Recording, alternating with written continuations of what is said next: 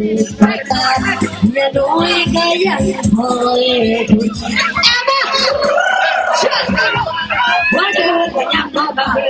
ว่าจะมุ่งแต่ยังนัดมาแบบไอ้สิกี้ไอ้สิกี้นี่กี่โมงยังดีไม่ใช่ดีหรอกกี่โมง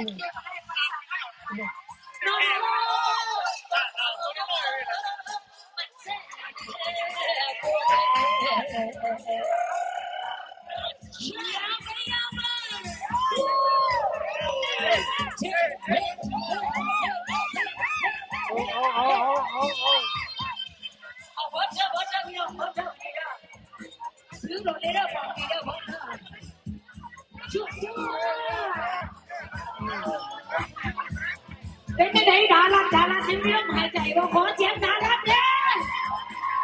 ไม่ลืมนะจะขวดไม่จีรีนี่แต่ดาราต้องแล้วนี่ยาวไปพี่น้องยาวไป